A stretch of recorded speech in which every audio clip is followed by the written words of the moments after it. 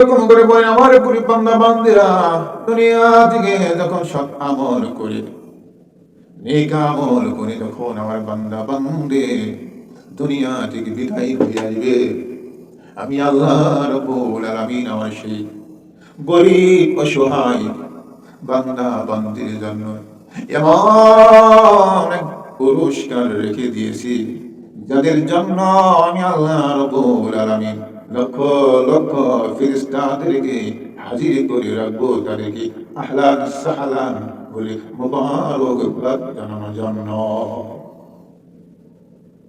আর আমার যে বান্দা বান্দিরা বড় কোটি কোটি টাকার মালিক, অনেক ব্যাংক বিলিয়নের মালিক, অনেক বড় বড় রাজপ্রাসাদের মালিক, কিন্তু তারা দুনিয়া থেকে চলে আসবে যদি তাদের আমল নামায় যদি আমল নামক বস্তু না থাকে রে, তাহলে তাদের জন্য থাকবে লক্ষ লক্ষ ফেরেশতারা।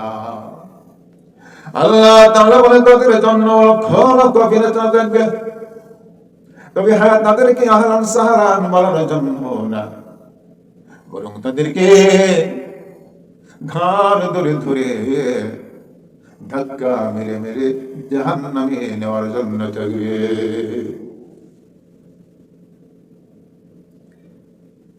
আল্লাহ রাব্বুল আলামিন আবার বলেন কানা দাউদ আলাইহিস সালাম কদ জাজ্জা আলা আহলিহি ওয়া ওয়ালাদিহি। আল্লাহ রাব্বুল আলামিন বলেন আমার যে বান্দা বান্দী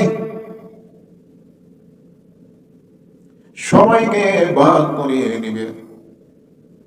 ভাইরা আমার, আল্লাহ রাব্বুল আলামিন এখানে তার পয়গম্বর দাউদ আলাইহিস সালাতু ওয়াস সালামের কথা বলিতেছে। দাউদ আলাইহিস সালাম সময়কে ভাগ করে নিয়েছিলেন। শুধু দাউদ একাই নয়, তাহার পরিবার এই লোকজন সবাইকে তিনি সময় ভাগ করে দিয়েছিলেন। তার মানে হইল দাউদ আলাইহিস সালাম সময় ভাগ করে নিয়েছিলেন। এক সময় তিনি ঘুমাইতেন, আরেক সময় তিনি কাজকর্ম করিতেন, আরেক সময় তিনি আল্লাহ তাআলার ইবাদত বন্দেগী করিতেন।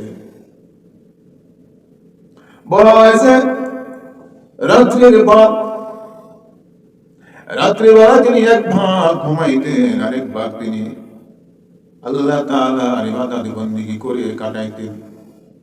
তাফসীরকার বলেন লিখিয়েছেন দাউদ আলাইহিস সালাতু ওয়াস সালাম কখনো যদি সফর করে বাড়িতে আসতেন, বাড়িতে আসে তিনি দেখতে পাইতেন যে তাহার ছেলে বা স্ত্রীগণ নামাজের মধ্যে লিপ্ত রহিয়াছে। অর্থাৎ যখনই তিনি বাড়ি থেকে বাসায় আসতেন, বাড়িতে আসতেন, তখনই তিনি দেখতে পারতেন যে তার পরিবারে কেউ না কেউ নামাজের মধ্যে মশগুল রহিয়াছে। সুবহানাল্লাহ। আর আমাদের ছেলে মেয়েরা নামাজ পড়বে তো দূরের কথা, নামাজের কথা বললে পরই আরো তিনটা ফাল দেয়। বলা হয়েছে ছেলে সন্তান যদি নেককার না হয়, তাহলে হাসরের মাঠে কিয়ামতের দিন যেদিন আল্লাহ রাব্বুল আলামিন বান্দার কাছ থেকে হিসাব নিকাশ নেবেন, হিসাব নিকাশ নেওয়ার পর যখন দেখবে আল্লাহ রাব্বুল আলামিন কত কত তার বান্দা বান্দিকে জাহান্নামে যাওয়ার জন্য আদেশ করিবেন, তখন দেখা যাবে অনেক ছেলে সন্তানেরা বাবা মার কলিজার উপর পা দিয়ে জাহান্নামে যাবে। তাফসীরে এমনও আসিয়াছে যখন আল্লাহ রাব্বুল আলামিন তাহার বান্দা বান্দিকে জাহান্নামে দেওয়ার জন্য আদেশ করিবেন, তখন সেই সময় আল্লাহ তাআলা যুবক যুবতী বান্দা বান্দিরা বলবে, ইয়া আল্লাহ, আমাদের কিন্তু জাহান্নামে দিবেন, জাহান্নামে দেওয়ার জন্য আল্লাহ আপনি আদেশ করিয়েছেন, তুমি আপনি আমাদের বাবা মাকে হাজির করি। তখন আল্লাহ রাব্বুল আলামিন বলবেন, কেন তোমাদের বাবা মাকে কেন হাজির করা হবে?